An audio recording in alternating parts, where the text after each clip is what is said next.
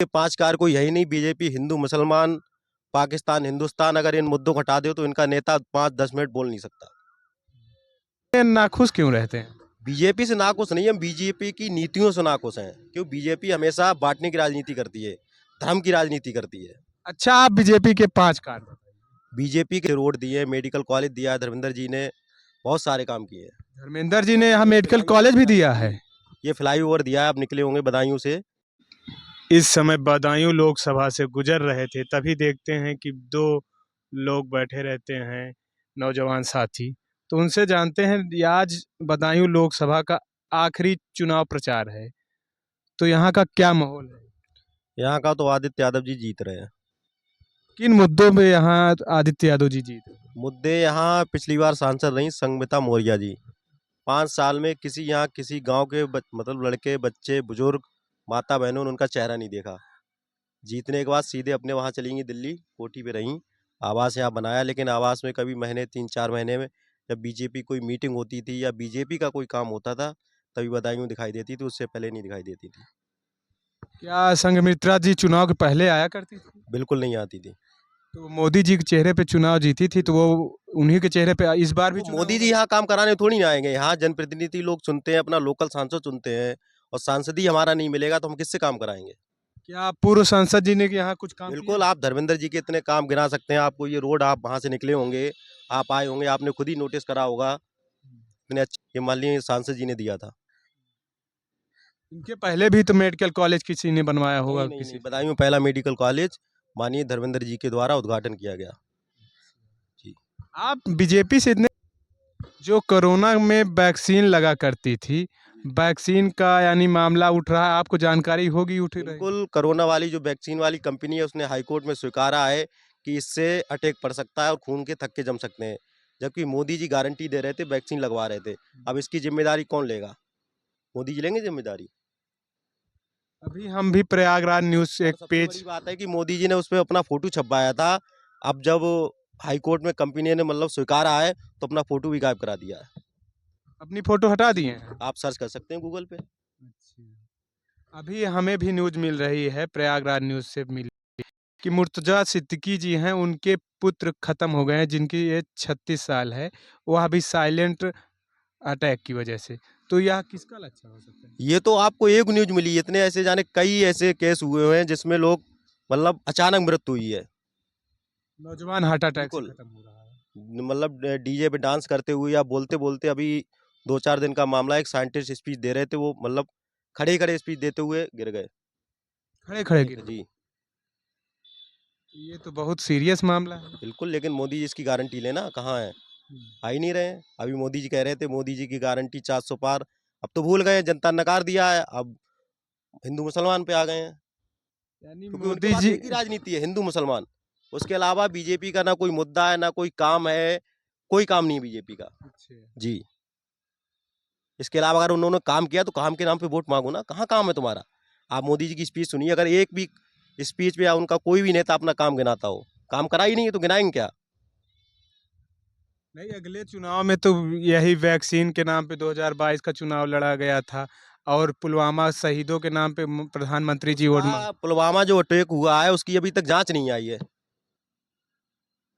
Electron bond का क्या मामला है? इलेक्ट्रॉन बॉन्ड, ये जो गाय का मुद्दा बनाते हैं, गाय हमारी माता है, जबकि जो सबसे बड़ी बीफ कंपनी है, सबसे बड़ा चंदा इन्होंने उठाया है। गाय काटने वाली जी, कंपनी है। सर्च कर सकते हैं आप गूगल पे। तो बीजेपी वाले सर्च नहीं करते क्या? पाकिस्तानी कई कंपनियां, उससे इन्होंने चंदा लिया है, हम्म, इन्हें सब पता है, हम्म। लेकिन ये अंधेरे में रख के राजनीति करते हैं। यानी लेकिन अब धर्म की जनता राज। समझ चुकी है, अब जनता समझ चुकी है, आपका झूठ ज्यादा दिन तक नहीं टिक सकता है। अब जनता समझ चुकी है, इसलिए इन्हें नकार चुकी है, और ये 2 चरण में पता लग गया, बहुत बुरी तरह से हार रहे हैं। यानी मोदी मुद्दे की, चुनाव की बात नहीं कर रहे मुद्दे हैं। पे इन्होंने आज तक कोई चुनाव लड़ा ही नहीं है। हिंदू मुसलमानी, धर्म की राजनीति करना, तुष्टीकरण करना, आपस में बांटना, बस यही इनकी राजनीति रही शुरू से। कश्मीर से 370 धारा हट गई है। नहीं, कश्मीर से 370 धारा हट गई है, चलो बढ़िया काम है, लेकिन वहां जो सुविधाएं मिलनी चाहिए वो मिल रही हैं? आप बताइए। बीजेपी 400 पार जा रही, वहां भी सीटें जीती ही नहीं रही तो है। हम ऐसे कहते हैं कि हम 800 पार जा रहे हैं, 800 पार थोड़ी चले जाएंगे। तो उनका एक नारा है, वो तो कह रहे थे 15 लाख भी देंगे, 15 लाख कहाँ दिए? बीजेपी ये भी तो कह रही थी 15 लाख देंगे, काला हाँ धन तो वापस रहे आया। हैं काला किसानों धन के वापस खाते आया, में, कहाँ आया? किसानों के खाते में वो कोई 6,000 तो किसानों आ के रहे खाते हैं। में कोई अपना थोड़ी नहीं दे रहे, हम टैक्स दे रहे हैं, हमारा पैसा आ रहा है। हमें क्या दे रहे हैं वो? राशन दे रहे हैं, हम जनता को ये भिखारी बना रहे हैं। एक तरफ आप बताओ, एक तरफ आपको राशन रख दिया जाए, एक तरफ आपको शिक्षा रख दी जाए, आप राशन लेंगे शिक्षा लेंगे? हमें राशन वो नहीं तो चाहिए, हमें शिक्षा गारंटी दे चाहिए, रहे हैं कि अगर हमें रोजगार चाहिए, हम राशन खुद पैदा कर लेंगे। 5 साल की अगर अनाज की गारंटी चाहिए तो मोदी हमें सरकार अनाज है। नहीं चाहिए, हमें रोजगार चाहिए, और हमें रोजगार होगा तो अनाज हम खुद पैदा कर लेंगे। जब हमें सिंचाई नहीं होगी तो हम क्या करेंगे? भिखारी बन जाएंगे। आपको क्या लगता है उत्तर प्रदेश में इतनी जनसंख्या है कि रोजगार बनाम अनाज में यानी बीजेपी सरकार हावी हो पाएगी? ना, बिल्कुल नहीं हो पाएगी। अब जनता समझ चुकी है, इनकी नीतियों को समझ चुकी है, इनके झूठ को समझ चुकी है, इनकी धर्म की राजनीति को समझ चुकी है। अब ये इस बार गए। 5 किलो अनाज भारी पड़ सकता है। नहीं भारी पड़ेगा, इस बार जनता समझ चुकी है। कितना आप लोग ने जनता को जागरूक कर लिया है? ये तो तंबू कहते हैं ना, कि तंबू, मकान छीन के तंबू दान करने की राजनीति करते हैं। मकान मकान छीन के छीन आपका के तंबू तंबू देते हैं, दान करने की राजनीति। वो इनकी राजनीति है बीजेपी वालों आपने तो बहुत बड़ी बात कह दी। की। ये बड़ी बात देख रहे हैं, जो हमारे सामने हो रहा है वही हम कह रहे हैं। अरे देश में उनका डंका बन रहा है, विदेशों में कोई डंका डंका बज नहीं रहा बज रहा है। है, ये मीडिया बजा रही है, गोदी मीडिया ये इनके खरीदे हुए चैनल हैं। आप जमीन पे उतरिए, जमीन पे हम जैसे लोगों से मिलिए, हम बताएंगे क्या हो रहा है। अब मीडिया, उन्हीं की कार्यकर्ता वो बैठा लेते हैं, उनकी तो कहेंगे ही वो। अभी एक वीडियो कल से वायरल हो रहा है, अंजना ओम कश्यप हैं, यानी एक भारत की बहुत बड़ी पत्रकार हैं, ईमानदार पत्रकार, जिनकी ईमानदार। जबान है ईमानदार, हाँ, निष्पक्ष। उनको ईमानदार पत्रकार से दिक्कत हो गई थी। तो आप समझ ही गए होंगे, जब मैंने ईमानदार कह दिया, आप उनकी क्या हाँ बात कर रहे हम हैं। बोलेंगे जरा अंजना ओम कश्यप के लिए। जी। अंजना ओम कश्यप जी जो आज हेलीकॉप्टर में घूम रही हैं, आज से पहले आपने कभी देखा कोई मीडिया का एंकर हेलीकॉप्टर से घूम रहा है?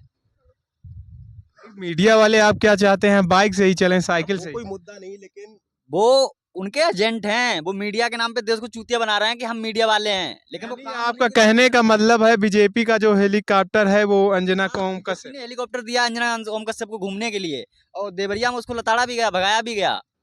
लोगों ने नकार दिया अंजना ओम कश्यप को, बोले भागो यहाँ से, जरूरत नहीं है तुम्हारी। उनको पता चल चुका है।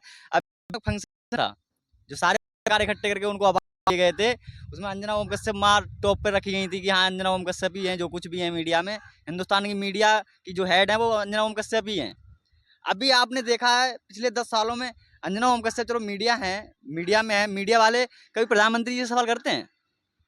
कभी करते तो हैं प्रधानमंत्री जी, आप आम कैसे खाते हैं, ये प्रश्न नहीं है। आम कैसे खाते हैं? अब ये प्रश्न है, आप खुद ही समझदार हैं कैसे प्रश्न है। प्रधानमंत्री से इस टाइप के कोई प्रश्न किए जाते हैं? आप बताइए। मोदी जी खुले मन से कहते थे कि मतलब रुपया डॉलर से कम हो रहा है, लेकिन आज जो हो रहा है, आज तो मोदी जी कहते ही नहीं है। हाँ, वह कहा करते थे कि मोदी जी रुपया कहते काला पतला धन होता वापस जा रहा है, आया, कहाँ डॉलर गया मोटा। काला धन? काला धन आया है तभी तो कहाँ किसानों के आया? खाते में दिया जा रहा है पैसा, 6,000 रुपए एक वर्ष में। कोई काला धन वापस नहीं आया।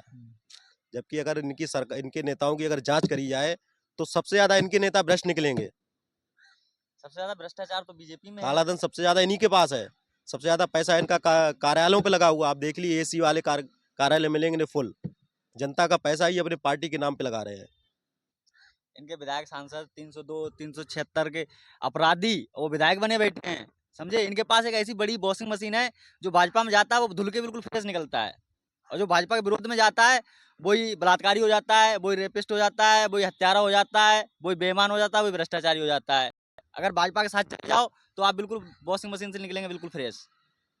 यानी आपको अपराध करना हो तो बीजेपी ज्वाइन कर लीजिए। ज्वाइन करिए। लेकिन देश में तो उनका डंका बज ही रहा है। देश में डंका बज रहा है, अच्छी बात है, डंका बज रहा है। हमारे देश में अगर बेवकूफ नहीं होते ना तो शायद उनका डंका नहीं बजता, क्योंकि लोगों को सिर्फ उनकी बातें सुनने में ही सब्र है, बाकी जमीनी स्तर पर कुछ नहीं। अच्छा, आप लोगों को पीडीए का असर कुछ जमीन पे देख रहा है कि नहीं? जो अखिलेश जी का वादा है कि पीडीए ही सरकार को परिवर्तित आ रही है। करेगा। बिल्कुल, आपको पता लग जाएगा जब रिजल्ट निकलेगा, आपको खुद ही पता लग जाएगा। 2 चरण के बाद पता ही लग चुका है, बीजेपी वालों को तो पता लग गया है। तभी तो हिंदू मुसलमान की ये कह रहे थे मोदी 400 पार, मोदी गारंटी। अब कहाँ गई इनकी गारंटी? क्या पीडीए का अर्थ यही होता है कि नकार, जनता नकार चुकी है इन्हें। अभी अपने वही पुराने ढंग पे आ गए, ये हिंदू मुसलमानी। यही है इनका रंग, लेकिन इसे अब जनता समझ चुकी है। अब देश बंटवारी राजनीति नहीं चाहता है। देश आस्था से चलेगा कि संविधान से चलेगा? देश संविधान से चलना चाहिए। आस्था है, चलो हम आस्था अपनी मानते हैं, लेकिन आस्था के अंदर इतना जनता को झोंक दो कि जनता को दिखाई ना दे। आस्था है, हम आपकी आस्था हमारी इनमें हो सकती है, इनमें हो सकती है, इनमें हो सकती है, लेकिन आस्था को अंधविश्वास ना माने हम। यानी अंधविश्वास में लोग जी रहे हैं। जी, तो आपको क्या लगता है 2024 में परिवर्तन होगा कि मोदी बिल्कुल जी? परिवर्तन होगा, हो चुका है 2 चरण के बाद। आखिरी सवाल, किन किन मुद्दों पे परिवर्तन होगा 2024? कई मुद्दे ऐसे हैं, शिक्षा है, रोजगार नहीं मिल रहा है, बहुत से ऐसे कई कारण हैं। एक तो ये बंटवारे की राजनीति करते हैं, उसका बाद युवा वर्ग इतना परेशान है। मोदी बोले कि इतनी नौकरी देंगे, आज एक नौकरी नहीं। यूपी में भी पुलिस की भर्ती निकली थी, बच्चा फॉर्म डालता है, फॉर्म दे के पेपर देने जाता है, पेपर देने के बाद जब घर आता है उसे पता लगता है कि हमारा पर्चा कैंसिल हो गया। अब बताओ किस हालात में उनके माँ बाप ने पढ़ाया होगा, और बच्चे का पेपर कैंसिल होता है तो क्या गुजरती है उन पे। इसकी कहाँ, मोदी जी ये फॉर्म डाला, बच्चों ने फीस दी है, मोदी जी वापस करेंगे, योगी जी वापस करेंगे। नहीं, बोले तो हैं कि पेपर होगा अब बोले परीक्षा। तो इसका क्या नाम, आरो यार, उसका भी पेपर कैंसिल हो गया। ये 5 साल से बोल ही रहे हैं, 10 साल से। तब तक हमारी एज निकल जाएगी, उम्र निकल जाएगी, हम क्या करेंगे फिर। मीडिया इन बातों को नहीं दिखाती क्या? मीडिया इनकी दलाल बनी हुई बैठी है, मीडिया इनके खरीदे हुए चैनल है। मीडिया कहाँ दिखाएगी? आप जैसे ईमानदार पत्रकार मिल जाते हैं जो ग्राउंड लेवल पर रिपोर्टिंग करते हैं, तो हम लोग बता सकते हैं। यानी मोदी नहीं, मुद्दे पे चुनाव होगा इस बार। बिल्कुल मुद्दे पे चुनाव होगा, क्योंकि जनता समझ चुकी है। मैंने उनकी मीडिया को जो वो लिख के देते हैं, मीडिया वही बोलती है। जो वो लिख के देते हैं, अंदर पूरी ऑफिस के अंदर बैठ के पूरी मीटिंग होती है कि क्या आपको क्या क्या बोलना है, क्या कैसे पब्लिक को अपनी तरफ अट्रैक्ट करना है। तो वो सारी चीज़ें लिख के पूरे, उसके बाद जाके प्रेस कॉन्फ्रेंस जो भी करते हैं बाद में पूरा क्लियर करके, मीडिया और नेता सारे मिलके। मीडिया का काम ये है कि वो निष्पक्ष तरीके से पत्रकारिता करे, उसे कहते हैं मीडिया। ये मीडिया नहीं है, ये तो गोदी मीडिया है। अच्छा, आज एक बयान और आ रहा है शिवपाल जी का, कुछ उनके कार्यकर्ता गिरफ्तार कर लिए गए थे, तो उनका बयान आ रहा है कि अगर वो ऐसे ही प्रशासन मनमानी कार्रवाई करती रही तो हमने पूरे प्रदेश के कार्यकर्ता बदायूं में खड़े कर देंगे हर थानों पे। तो क्या लगता है? मोदी योगी जब डरते हैं तो ये पुलिस प्रशासन को आगे करते हैं। ये जान चुके हैं हम हार रहे हैं, ये पूरी तरीके से जान चुके हैं हम हार रहे हैं। प्रशासन कैसे सहायता ले, कैसे कार्यकर्ता पाए, कैसे कार्यकर्ता वोट ना डाल पाए। अरे भाई, लोकतंत्र है, हम स्वतंत्र हैं, हम अपना वोट डालने जाएं। आप हमें बिना मुकदमा, बिना एफआईआर किसी चीज को उठा के थाने में बैठा दे रहे हो, ये कहाँ का कानून है? ये तो संविधान खत्म कर रहे हो आप। हाँ, संविधान उन खत्म कर रहे हो। सुबह सुबह हम लोग भी हमारा थे। आप लोग हमारा अधिकार छीन रहे हैं, तो कहाँ हम किस तरीके हम स्वतंत्र हैं, आप बताइए। सुबह सुबह हम लोग भी थे, मौजूद थे। तो ये हुआ कि प्रेस कॉन्फ्रेंस होगा, लेकिन जब उन्होंने सुना कि हमारे कार्यकर्ता गिरफ्तार कर लिए गए हैं तो उन्हें प्रेस कॉन्फ्रेंस कैंसिल करके अपने कार्यकर्ताओं को छुड़ाने गए। बिल्कुल ऐसा ही नेता तो चाहिए। क्या लगता है ये ऐसे ही नेता? ऐसे ही नेता चाहिए हमें, जो हमारी आवाज को सुने। यानी जब शोषण हो तो मौके पे पहुंच बिल्कुल। पाए। धन्यवाद। हम इस समय बदायूं में थे, तो इन्होंने बताया कि जैसे ही प्रेस कॉन्फ्रेंस होने वाली थी माननीय शिवपाल जी यादव जी की, तो उन्होंने प्रेस कॉन्फ्रेंस छोड़कर कार्यकर्ताओं को तुरंत डीएम आवास पे छुड़ाने के लिए डीएम आवास पे गए।